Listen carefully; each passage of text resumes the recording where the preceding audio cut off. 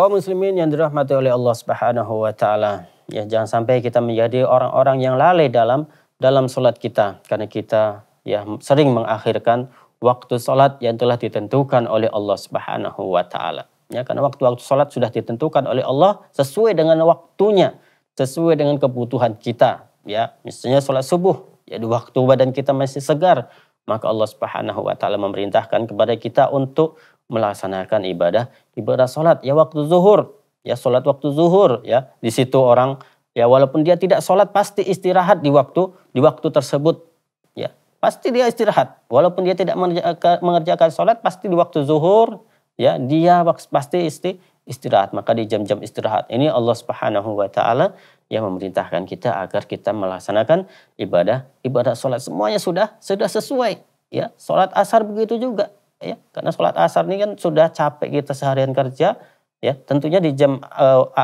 ini ataupun waktu asar ini kita istirahat juga. Ya walaupun sebentar, seperti itu. Berbeda dengan salat zuhur yang kadang orang istirahatnya itu mungkin agak panjang, tapi kalau salat asar ya biasa dia istirahat sebentar. Nanti waktu istirahat ini kita pergunakan untuk mengerjakan salat. Ya, kaum muslimin yang dirahmati oleh Allah Subhanahu wa taala. Jangan sampai kita menjadi orang yang lalai, yaitu adalah tingkatan yang pertama, ya. Orang yang salat akan tapi mendapat azab dari Allah Subhanahu wa taala, mendapatkan ancaman dari Allah Subhanahu wa taala. Itu tingkatan yang pertama yang disebutkan oleh Al-Imam Ibnul Qayyim, ya rahimahullah. Kemudian tingkatan yang kedua yang disebutkan oleh Al-Imam Ibnul Qayyim Al-Jauziyah, yang kedua adalah orang yang salat dihisab, ya ataupun ditimbang. Ya. Ya, anak tangga kedua ini adalah orang yang menjaga waktu salat. Dia menjaga waktu salat, wudu, ya, dan syarat-syaratnya dan rukun-rukunnya, ya. Tetapi tak berdaya menghadapi bisikan-bisikan ataupun was-was dari setan, ya, dan pikirannya masih di luar salat. Nah, ini berarti orangnya salatnya itu tidak khusyuk dalam salatnya, ya. Orang yang berada pada tangga ini ataupun pada tingkatan ini itu lebih baik dari yang pertama, karena ia sudah punya kesadaran tentang bagaimana tata cara salat yang baik berdasarkan dengan tuntunan dari Rasulullah sallallahu alaihi wasallam, ya. Jadi dia salatnya itu sudah sesuai dengan apa yang disebutkan oleh Rasul sallallahu alaihi wasallam, ya sallu kama raaitumuni usolli. Salatlah kalian sebagaimana kalian melihat aku salat. Jadi salatnya sudah sesuai dengan petunjuk dari Rasul sallallahu alaihi wasallam, ya, bagaimana rukuknya, bagaimana sujudnya, bagaimana iktidalnya, bagaimana meletakkan tangannya, semuanya sudah sesuai dengan ajaran dari Rasul sallallahu alaihi wasallam, ya. Akan tapi dia tidak berdaya ketika dalam posisi salatnya, ya, tidak khusyuk dalam salatnya, pikirannya masih melayang-layang entah kemana, ya. Karena biasa yang seperti ini, ya, yang seperti ini biasa, ya, apalagi ketika kita mencari barang, ya, barang tersebut belum dapat, ya, dan sudah masuk waktu untuk sholat, dia mengerjakan sholat, maka ketika sholat itu baru dia mulai mengingat-ingat, ya. Makanya ada ulama yang menganjurkan, ya, kalau kita kehilangan suatu barang, ya, maka kerjakanlah sholat, ya, karena ketika sholat itu terkadang, ya, disitulah setan mengingatkan apa-apa yang kita lupa, apa-apa yang kita tidak ingat sebelum sholat diingatkan.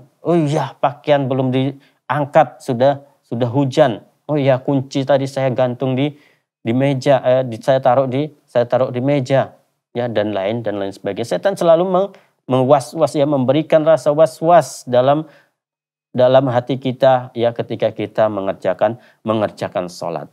Ya, ini adalah tingkatan yang kedua. Tingkatan yang kedua ini tidak parah. Ya, tidak parah, ya, tapi dia, ya, masih lalai juga dalam sholatnya karena dia tidak khusyuk di dalam sholatnya. Kemudian tingkatan yang ketiga yang disebutkan oleh Al-Imam Ibnul Qayyim rahimahullahu, ya, orang yang sholat mendapatkan maghfirah, ya, mendapatkan ampunan dari Allah Subhanahu wa taala, ya. Kenapa? Ya. Jadi yang ketiga ini adalah orang-orang yang menjaga syarat-syarat dalam sholatnya. Rukun-rukun sholatnya dia kerjakan, dia laksanakan, ya. tapi ia sibuk melawan bisikan-bisikan dari setan, ya, dan pikiran-pikiran dalam salatnya, ya. Karena ada dua pekerjaan dilakukan sekaligus dalam satu waktu, ya, yaitu salat dan berjuang melawan setan. Jadi orang yang seperti ini, ya, itu akan mendapatkan, ya, ampunan dari Allah Subhanahu wa taala. Dia berusaha, ya, melawan bisikan-bisikan dari setan. Ya, dia berusaha untuk menghayati, mentadabburi, ya, bacaan-bacaan dalam salatnya. Ya. Jadi, ya, ini tentu lebih baik dibandingkan tingkatnya yang kedua, ya, karena ia memiliki kesadaran tentang hakikat salat. Akan tapi yang namanya setan juga berusaha keras untuk melalaikan seseorang dalam salatnya. Setan ini tidak pernah berhenti, ya, untuk menggoda manusia, ya, bagaimanapun caranya, ya. Dia tidak bisa membuat manusia sholat tepat waktunya, orang tersebut sholat terus tepat waktunya. Dia berusaha lagi dengan melalaikan pikirannya, ya, untuk mengingat-ingat hal-hal yang lainnya, ya. Dia tidak bisa melalaikannya, ya, maka setan juga berusaha terus, ya, untuk mengganggu orang tersebut, ya, agar tersibukkan untuk melawan bisikan setan tersebut. Karena setan memang tidak ada waktu istirahatnya untuk menggoda manusia. Karena targetnya adalah, ya, semuanya kalau bisa menjadi penghuni neraka. Inilah target dari setan. Ya, jadi kalau dengan setan itu tidak ada, ya, tidak ada setan yang baik, ya, setan yang jahat tidak ada. Ya, semua setan jahat. Ya, tidak ada setan yang baik. Ya, kecuali jin. Ya, kalau jin baru ada, ya, jin yang baik, ada jin yang jahat. Tapi kalau setan semuanya itu jahat, ya. Allah Subhanahu wa taala telah menyebutkan dalam Al-Qur'an, "Innasyaitana lakum aduwwun fattakhidhuhu aduwwan." Ya, innama yad'u hizbahu liyakunu min ashabis sa'ir. Jadi sesungguhnya setan itu adalah merupakan musuh bagi kalian.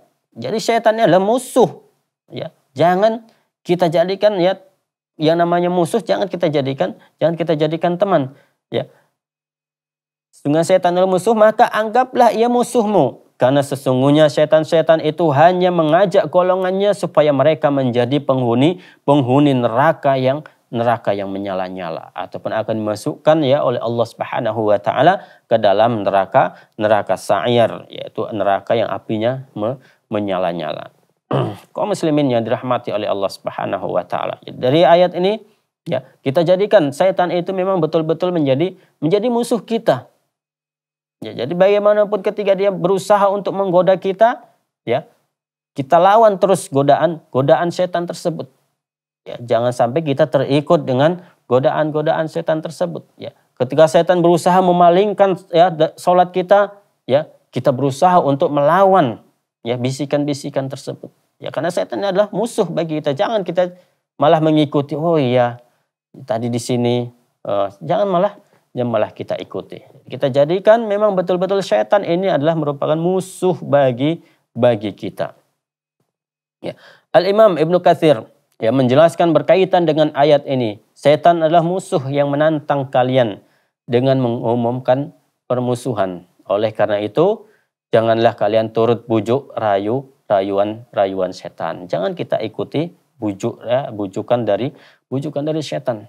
Ya, sebagaimana, ya, bapak kita, ya, bapak manusia, ya, itu tergoda ataupun dikeluarkan oleh Allah Subhanahu wa taala dari surga, ya, karena mengikuti bujuk rayu setan.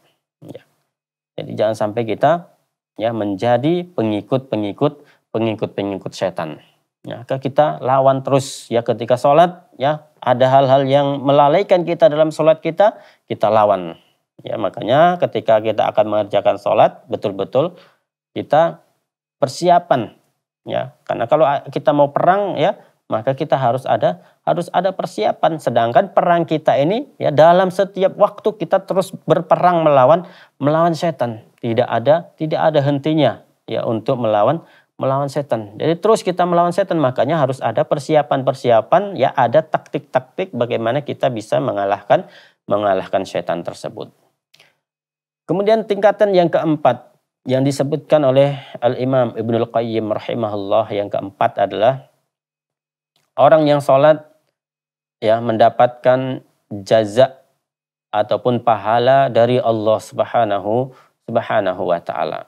Ya. Jadi ya tingkatan yang keempat ini adalah orang yang menyempurnakan syarat dan rukunnya. Dia sadar bahwa kewajibannya adalah menyempurnakan semua itu.